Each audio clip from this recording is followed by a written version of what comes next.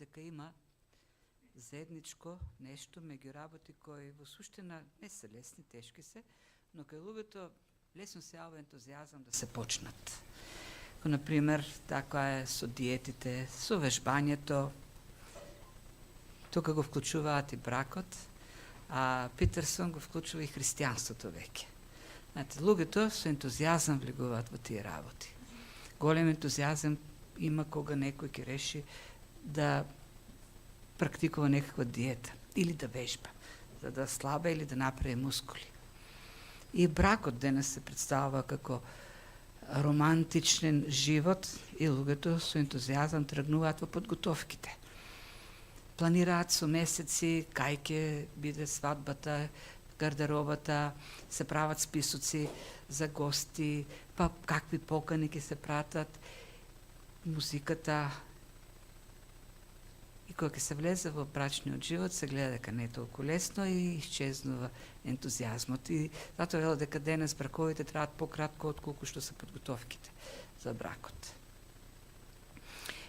Причината, една од причините современи, за тоа е модерното време, тоа е пропагандата, маркетингот. Суштината на маркетингот денес е ти да направиш добра понуда, да го продадеш производот. И дури најтешките работи така се пакуваат, така се представуваат, изгледат лесни, примамливи. Например, знаејќи желбата на луѓето да денеска современата тенденција да бидат така фит, добро изградени, нудат различни справи. На времето, не знам сега дали се рекламират се уште, не гледам толку телевизија, на времето Орбит реци многу се нудеа и дава таму изградени мускулести мажи или жени, како така лесно вртат. И луѓето почнуваат, купуваат справи, опрема спортска, се подготвуваат и после кратко време тие орбитреци служат само како закачалки за алишта или завршуваат на огласи за продажба. Зашто луѓето гледаат дека реалноста и не е таа која се представува. За жал, денес и христијанството е како еден производ кој треба да се продаде. Треба да се спакува добро, да се понуди и луѓето да го прифатат. И тоа со ентузијазам да го прифатат. И понудата е примамлива, да. Поверувај и станеш богат. Дојди кај нас, ние ќе те ослободиме од магиите, или не знам како го нудат тоа, да ги се справуваме со магиите во вашето проклетствата. Од тука натаму ќе ти оди се добро, ќе изградиш самоувереност, престиж, и луѓето веќе нема да гледаат со презир, туку ќе те почитуваат, тоест твојата суета и гордост ќе се надујат и христијанството ќе ти го даде сето тоа.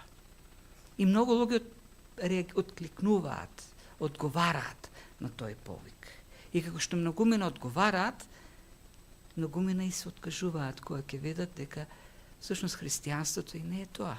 Дека христијанството бара усилби, еден маратон на постепен растеж во светост, во праведност, еден побожен живот. Христијанството не е трка на 100 метри, туку еден доживотен процес во кој што треба да се вложуваат усилби, напори. Како што е и со останатите работи кои навидум се лесни, со ентузијазам се почнуваат, но кога ќе се види реалноста, луѓето се откажуваат. И така и христијанство и Библијата и дисциплината завршува некаде како орбит рекот за некакви други намени. Во ѓубрето оди сето тоа. Во ова послание што го изучуваме до Тимотеј првото, веќе стигнуваме скоро до крајот, неколку пати ја гледаме таа тема. Павле ја актуализира. Предупредувањето или потикот Тимотеј да издржи, да се бори, да го брани вистинското учење, да војува за тоа учење. Бидејќи задачата која што е пред него не е лесна, воопшто не е лесна. Во црквата во Ефес се вгнездиле лажни учители. лажните учења, гледаме предизвикале, тоа неколку пати го видовме, последици во црквата, кавги, неморално однесување, суети, гордост, стремеж кон богатство, алчност. И сите тие последици во црквата, со сите тие последици ќе треба сега да се справува Тимотеј, да се бори за вистината. Тешка задача, за која што треба истреност, трпеливост, упорност. И затоа, откако Павле веќе го поставил Тимотеј во таа црква, не знаеме после колку време, му го пишува ова послание. Зошто повеќе да го охрабри? Ова послание е како некако вид тайм-аут, полувреме. Тој служил во црквата, Тимотеј служил во црквата и сега Павле го повикува повторно, да му даде стратегија за понатаму, како еден добар инструктор во таа духовна служба. И гледаме насоките, постојано се вакви, како што нели горе, издржи, изберија или продолжија правилната насока на движење.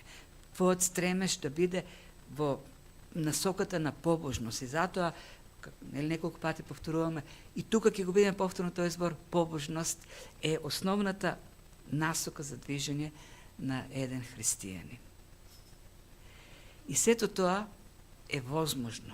Иако е долга трка, макотрапна, на патот има многу препреки, е можно, бидејќи на крстот, ние сме ослободени од најтешкото бреме кој може да ни пречи во таа трка, која прави невозможна.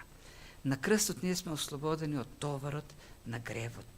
Како христијан кој стигнува на крстот и наеднаш му паѓа, во книгата Путешественикот, и се таму долу, веќе не се ни гледа во некоја бездна, товарот на гревот. Тешка е, но во Христовата благодат е возможна. Ајде да видиме што Павле пишува овдека во овие 2 стиха. Продолжува, нели, со темата од 6 глава, предупредуваше за лажните учители, како тие се стремат кон гордост, толку се горделиви, што дури Павле вели, мислам во 4 стих, отечени, подуени се од гордост. Алчни, побожноста, верата ја претвараат во средство за да се задоволат својата алчност, желни се за богатство, љубов имат кон среброто, манипулатори се и така натаму. И сега во продолжение од 11 стих Павле вели: но ти човеко Божи. Сега оваа фраза, но човеко Божи, нам така ни е денес, од денешна перспектива, блиска, вообичаена. И ние знаеме да кажеме ова вистински Божи човек, ова Божи човек и така натаму. Меѓутоа, кога Тимотеј го пишува тоа, Павле го пишува на Тимотеј, кога Тимотеј стигнува до момент кога учи ова човеко Божи, сигурно останал запрепастен. Тој веројатно не го знаел тоа, зашто немал Нов Завет пред себе, но ние го знаеме. Ова е единственото место каде што се употребува оваа фраза во Новиот Завет. Никој во Новиот Завет не е наречен човек Божи. Единствено Тимотеј, овдека на ова место. И сигурно употребата или таквото обраќање со таквата фраза оставило голем впечаток кај Тимотеј. Тоа е фраза на Стариот Завет. И големи луѓе во Стариот Завет се наречени Божи луѓе, човек Божи, Божи човек. Таа фраза е употребена кон Мојсеј, Самуил. 70 пати е употребени, тоа главно за луѓе, претежно за луѓе, воглавно за луѓе, кои говореле со Бог, на кого Бог им се обраќал. Луѓе кои имале средба со Бог. И наеднаш сега овдека Павле му се обраќа на Тимотеј со таа фраза, која е ексклузивна во Стариот Завет. И не случајно Павле решава така да му се обрати на Тимотеј. И во ова послание ние видовме неколку пати досега, обраќањата што Павле го има кон Тимотеј се многу силни. Во првата глава на 2 пати видовме како тој употреба еден збор кон Тимотеј с кој го заветува, го остава аманет, го заколнува некако кон нешто, кон таа заповед, да остане, да ја исполни заповедта. Во следниот текст што ќе го видиме во 13 стих натаму, истата фраза, повторно ќе го потреби истото обраќање. Те заколнам, те заветувам да издржиш во тоа.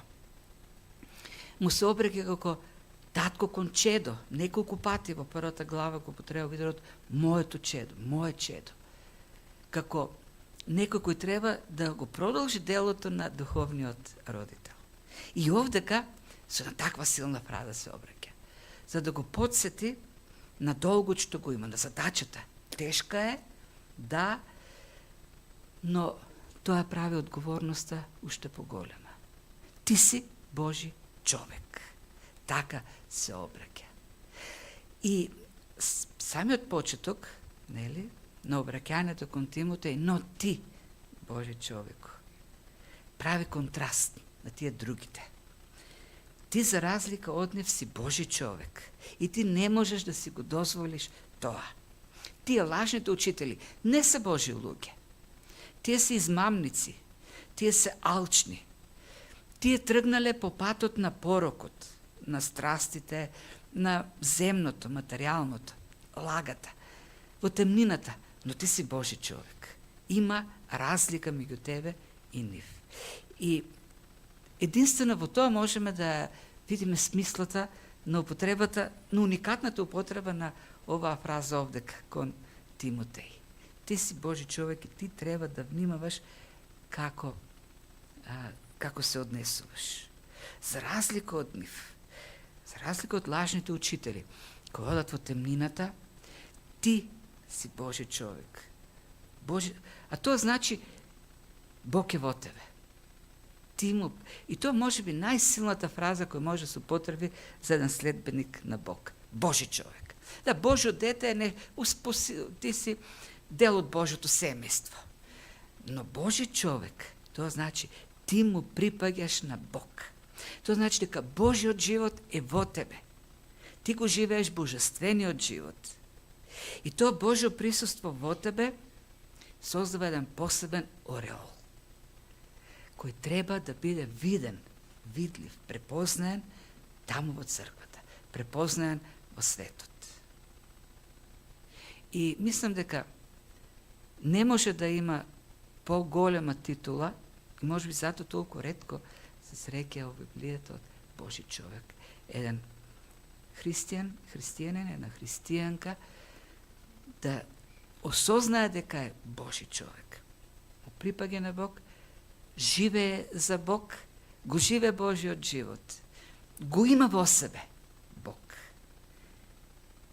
И тоа треба да создаде посебно чувство, да го носи тој ореол со себе на Божи човек. И вика, но ти, човеко Божи, за разлика од нив, во 10 стих вели некои, во 9 стих некои имаат копнеш за богатството, некои, но ти, како Божи човек, имаш друга насока на движење. И што треба да прави како Божи човек? Вели, но ти, човеко Божи, бегај. Сега, Божи човек, а треба да бега. Не звучи многу така мъжествено. Би очекувале еден силен, човек да се спротивстави, да се фати во борба. А Павле како инструктор му вика, сега ке бегаш. Ти си Божи човек и ке бегаш. Малко абсурдно е, парадоксално е. Представете си, тренер вечер во игра Бракомет, нашата репрезентација, Македонија со Фарските острови, и имаме 7 гола негатив од првиот надпревар во среда. Ја гледав, не гледав избори, гледав Бракомет.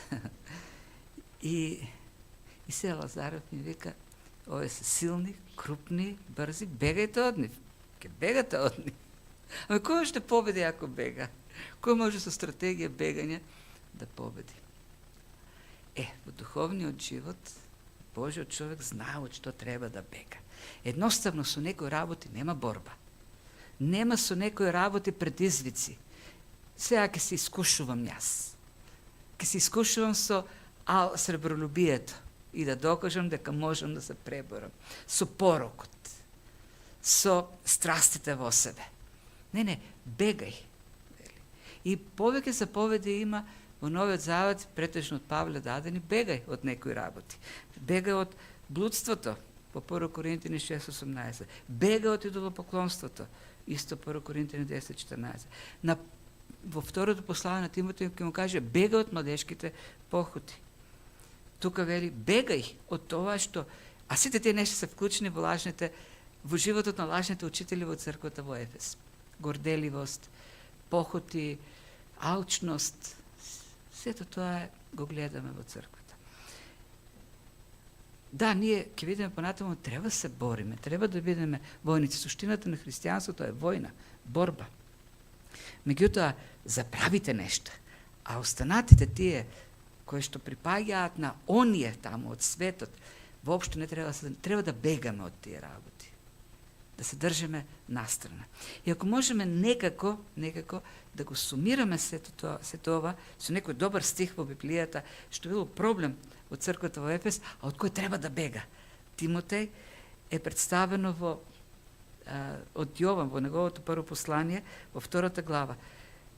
И накратко го представува како похотта на телото, похотливоста на очите и гордоста на животот. Не љубете го светот и се што е во него. Ако некој го љуби светот, во него нема љубов од Отецот. Зашто се што е во светот, похотата на телото, похотливоста на очите и горделивоста на животот, не е од Отецот, туку од овој свет. А светот е минлив и похотите негови, а оној што извршува волјата Божја останува довека. Овие нешта, похотите на телото, похотливоста на очите и гордоста на животот, е проблемот или световноста кај лажните учители. Сето тоа можеме да го видиме кај нив го има. Похотите на телото или оние страсти во нас кои не терат кон грев за да ги задоволиме нив, а не волјата на Бог. Бегај, вели, од задоволување на телесните страсти. Насочи се кон извршување на Божјата воља. Похотливоста на очите. Што е похотливоста на очите? Па основниот проблем на лажните учители, сребролюбието, алчноста. Како велат, ненаситно око. Знаете она приказна за царот кој му бил многу должен, многу благодарен на некој човек и му рекол, сега побаре колку сакаш ке ти дадам. И рекол, добро да го ставиме окото на вагата и од другата страна злато колку што тежи окото. И царот се рекол, колку лесно поминав, ефтино. И ставил една златна паричка, окото потешко. Ставил уште една, окото пак потешко. Историл, на крајот целото богатство го ставил, окото пак потешко. И не можел никако да му се одолжи на човекот. Таква окото. Тоа е похотливоста на окото. Алчноста, да имаме повеќе и повеќе. И сега, кој ќе ја задоволи таа алчност? Па Бог ќе ја задоволи. Па затоа постои Бог да ни дава повеќе и повеќе. Да ги задоволува нашите алчности, нашите желби за повеќе и повеќе. И тоа е популарно во христијанството денес. Бог постои за да ти дава се повеќе и повеќе. Ти да имаш нескапата кола. Тие просперитетни учители велат, не знам сега кој е во Америка, таа престижна кола, ти како христијанин треба да имаш таа престижна кола. Инаку, каков христијанин си ти? Каква вера имаш, ако немаш најскапа кола? И зошто сето тоа? Што задоволува сето тоа? Горделивоста на животот. Што велат лажните учители, христијански? Дојди кај нас, ние ќе те научиме како да се вреднуваш, како да гледаш на себе високо, како да се почитуваш сами од себе си, како да се сакаш сами од себе си. Зошто? И другите да те почитуваат. Ако ти не се почитуваш себе си, ако ти немаш високо мислење за себе, другите ќе те подценуваат, ќе гледаат со презир кон тебе. Зато дојди кај нас, ние сме вистинските христијани кои ќе ти дадеме вредност, тоест да гледаш високо на себе. Тоа е горделивоста на животот. И на крајот на краишто, зошто се тие сите таа похотливост на телото, похотливоста на очите. И токму тоа, да се изгради еден престиж во кој другите ќе не гледаат како големи. Ке изградиме во општеството имидж на богати, на самоуверени и така ќе не почитуваат. Павле вели на Тимотеј, бега од тоа, зашто христијанството не учи на понизност, на покорност, на и стреми се, ќе видиме кон што треба да се стреми Тимотеј. Бега од сите тие работи. На крајот на криштата, кога Ева беше искушена, сите овие нешта ги употреби сатаната кон неа. Кога Бог рече, држи се настрана, немојте да јадете од тоа дрво. Имате ви општина со мене во Еденската градина. Вие имате можност со мене лице в лице да имате заедница. Тргнете се од тоа дрво. И што направи сатаната, кога го понуди, пишува, и така изгледаш како вкусно она да задоволува некои шелби на телото. А за окото беше убаво, привлечно. Го задоволуваше и окото. И накрајат што понуди јадењето на тој плод. Ви ќе бидете богови. Како Бог, нема да бидете веќе понисни, покорни. Току видите како Бог, тоа ќе ви даде значење, вредност ќе ви даде. Знаете, има христијански движење кои денес велат дека ние сме, всушност нашата цел да бидеме богови. Ние сме били богови, некакви богчиња, и сега ние треба преку техники да се вратиме во нашата божествена состојба. Не.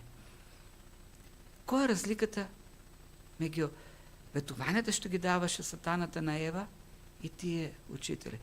Павле вели, тие што учат такви работи, тие се лажни учители. Бегај од нив. Бегајте од тоа. Не се занимавајте. Зашто нашата борба не е со страстите, нашата борба е со измамите кои не наведуваат кон служење на тие страсти. Нашата борба е со лажните учења. Така.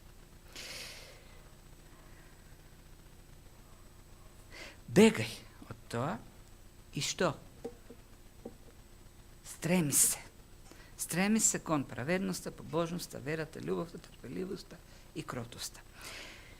И овдека Павле се употребава во овие два стиха, 11 и 12, употребава терминологија која што за себе ја употребува во Филипјаните првата глава. Третата глава, се извинувам. Кога говори таму за себе во минатото, за некои работи с кои што може многу да се фали, како потеклото еврејско семејно од Венијаминовци, неговата семејна фарисејска традиција, заштитник на јудизам и така натаму, и заклучува и вели, но сето тоа го сметав за измет, за ѓубре, во споредба на превосходното познавање на Христос. И продолжува, нели, и кога сето тоа го оставил настрана, и се стремам. И го треба истото зборче овдека, таму, како што му кажува овдека на Тимотеј да се стреми. И зборчето е многу силно, зборчето од Диоко, кој значи да трчаш кон нешто, да гониш нешто, за да го фатиш, да го приграбиш.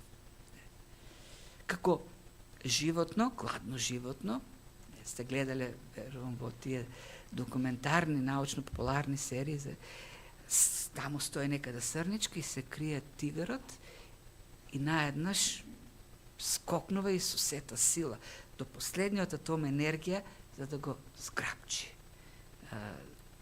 пленот.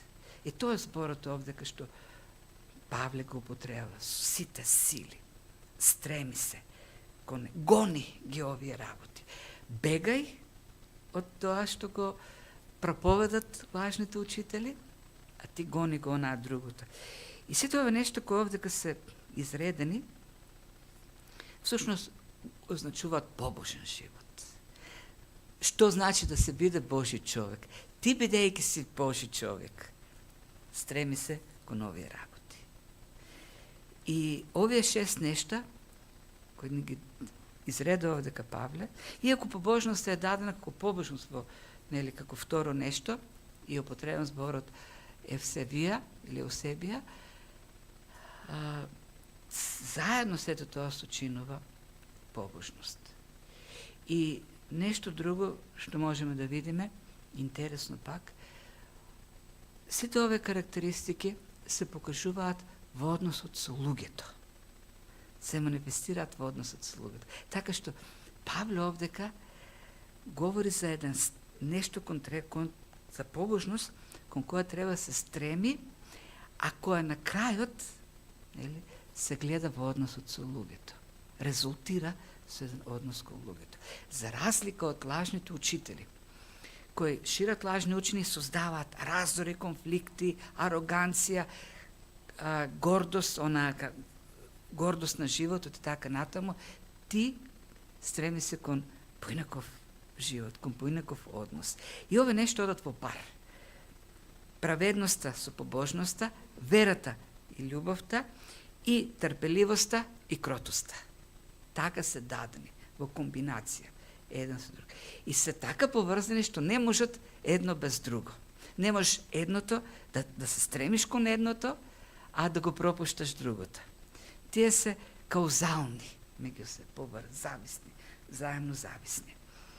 Например, праведноста.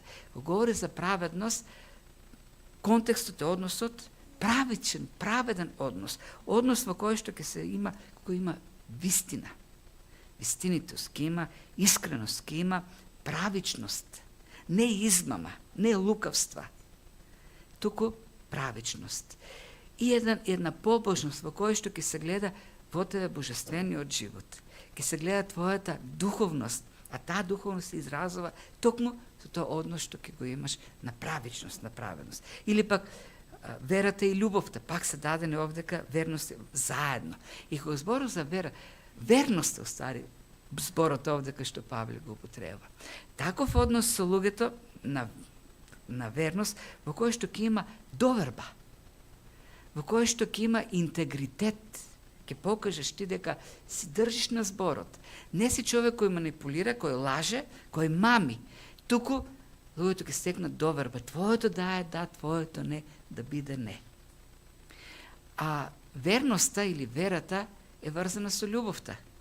Таму каде што има љубов нема измама. Таму каде што има љубов има вистина, има искреност, има правичност. Во љубовта нема лага, нема манипулација. И последниот пар, трпеливост и кроткост, или ако сакате, вистинскиот збор е нежност. Трпеливост и нежност. И зборче трпеливост, уствари, значи на долг рок, во тешка ситуација, ти да го покажуваш тој нежен однос. И дури се употреба во најголем број случаеви за однесување или однос кон луѓе кои тешко се поднесуваат, кои се тешки за трпење. И тие две пак одат заедно. Ти не можеш кон некого долго да го трпиш, ако при тоа, нели, ја немаш таа кротост кон него, или нежност, и обратно. Така гледаме дека ништо од тоа не може да биде испуштено во односите со луѓето. Едно води кон друго. И тоа е тој побожен живот. Ти како Божи човек треба овие работи да ги покажеш в црквата. Така ќе се покаже дека си Божи човек. Зашто црквата во Ефес е полна со гордост, со суети, со ароганција, со безсмислени, пишува Павле во првата глава, расправи. Лутаат, талкаат во сите тие спорови. Но ти, човеко Божи, бега од тоа, но трчи. Гони ги овие работи да ги постигаш во животот. И продолжува, и не завршува со тоа, со еден кроток, праведен, правичен, доверлив, љубезен однос, туку вели, бори се. Бори се со добриот подвиг на верата. Или, ако сакате, овдека зборчината што ги употребува Павле, дават малку поинакво значење на текстот. Зошто не знам што подвиг е употребен тука, зашто и во Борисе, и во подвиг коренот исти, агон. Или борба, војна е зборот агон. Тешка војна, тешка борба, исцрпувачка, макотрпна, исцедувачка. Тоа е зборот агон. И во двата случаеви Павле користи исти збор, со тоа што во едниот случај тоа е глагол, бори се, а во другиот случај е именка. Нели? Или ако сакаме еден добар превод, на овој стих бори се со добрата војна или војувај ја добрата војна на верата. Тоа е значењето. Војува е добрата. Има добра војна. Таа војна не е со луѓето. Таа војна не е со... ти не треба да се бориш со тие страсти во те. Треба да бегаш од тоа. Но ти се бориш за верата. И тука зборчето вера пести се значи учење. Војува ја добрата војна за верата, за учењето. Треба да се бориш, да војуваш во една добра војна, да го зачуваш вистинското учење, да го браниш, да го заштитуваш вистинското учење. Тоа е идејата на Павле, во овој стих. Бидејќи основното средство кое лажните учители го користат за да ги поттикнат луѓето или да ги воведат кон страстите, кон алчноста, кон гордоста на животот, е учењето. Тие дават лажно учење. Сатаната ги потемнува умовите на луѓето со тие лажни учења. Борбата е за вистинското учење. Бори се за учењето, за вистината. Тоа е твојата борба. И уствари тоа е историјата на христијанството. Историјата на христијанството е историја на војна, на добра војна, војна за вистината. Таа војна од почетокот, скоро сите дела што ги имаме во Новиот Завет, на Павле, па и земете го и Петар, земете го и Јуда, се полемички писма за заштита на вистината од ересите. Тоа е основата, тоа е суштината на посланијата. Вистинското учење наспроти ересите. Павле се бори против гностиците или јудејците, кои шират легалистичко учење. Ами што се соборите на црквата? Истото, историја на борба против ересите. Сите тие исповеди на вера што ги имаме, од Никеја, Ефес, Халкидон, Цариград, се сушност одговор на ереси. Така се гради христијанската доктрина, како одговор против ереси. Историјата на црквата, историја на борби. Павле против гностици, Августин против Пелагии, Тертулијан против Маркион, Калвин против римокатоличките схоластици. Тоа е историјата на христијанството. Или како што вика Гришам Махен, човек кој исто така е борец за вистината против либералното учење од крајот на 19-20 век, човек не може да биде христијанин, а да не биде војник за вистината. Едноставно не е возможно тоа. Тоа е суштината на христијанството. Борба за вистината. За жал денес, популарно е во христијанството да се каже, ама ние треба да бидеме толерантни. Нашата смисла не е да се бориме, туку да правиме соживот. Не, да бидеме мостови на соработка. И дури едно писмо ми дојде така, демек, така, ние во минатото и суштината на нашата заедница како евангелско тело не е да коригираме други традиции, туку да градиме мостови за соработка. Не е возможно тоа. Тогаш треба да престанеме да проповедаме. Тогаш треба да престанеме да градиме учење и доктрини и да кажеме, ние прифаќаме се другите што поучуваат. Не можеш, што вели Гришам, не можеш да бидеш христијанин, а во исто време и да не си војник за верата. Борец за добрата војна за верата. Тоа е суштина, тоа е историјата на христијанството. Историја на борба Вистината против ересите. Долга е, тешка е. Маратон е тоа. Не може, победата не се извојува наеднаш за секогаш. Секојдневна е. Бегањето е секојдневно од нештото од кои треба да бегаме, стремежот е секојдневен кон она што треба да се стремеме и борбата е секојдневна за вистината за која треба да војуваме. Секојдневно до крајот на животот. Маратон. И за да успееме, треба да ги правиме тие работи. Да бегаме и да се движиме кон побожноста. Да бегаме од световноста, да се движиме кон побожноста. Да се бориме за вистината. И последно, она што Павле го кажува, е освој го вечниот живот за кој си и повикан. И си дал добра потврда пред многу сведоци. И се да не стане овој стих појасен, бидејќи малку конфузен, добро да влезем во терминологијата повторно. Овдека. Самата фраза освои го вечниот живот, така звучи малку еретички. Добро сега, нели го освојуваме вечниот живот, нели по благодат ни се дава. Тоа значи Катрин треба така да се бориме, да се стремиме, да трчаме, за да освоиме вечен живот. И тука овдека пак ќе кажам, терминологијата ни е многу важна. И на самиот факт, добро, Тимотеј, тој нели е верник, тој нема ли вечен живот?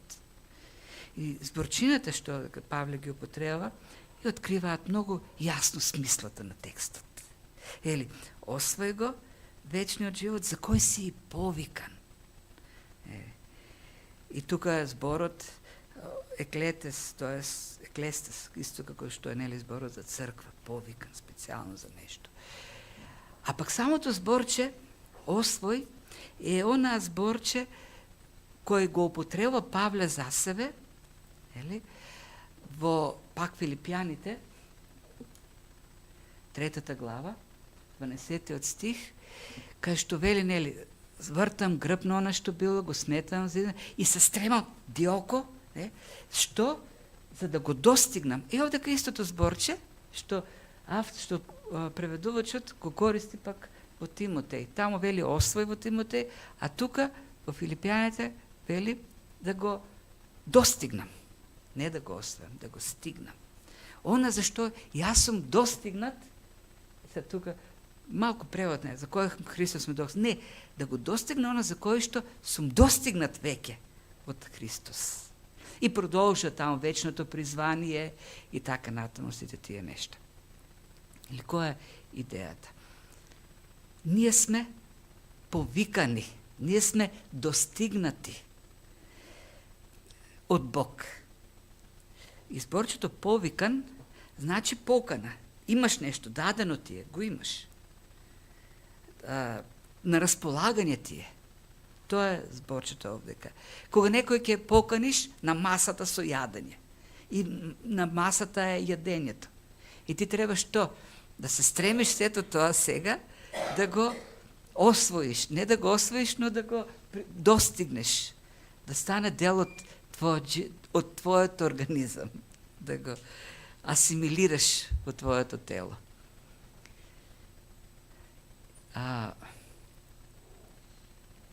Стреми се, Павле вели се стремам, трчам, со сета сила, трчам да го достигнам, она што ми е на располагање, веќе дадено. И Павле му вика истото на Тимотеј. Истиот збор употребен диоко, трчи, гони ги тие работи и да ги освоиш или да ги достигнеш. Она за што си повикан. Повикан си од Бог. Бог те повикал. Ти беше, како и сите ние што сме, мртов во гревовите. Мртов човек не може да биде повикан.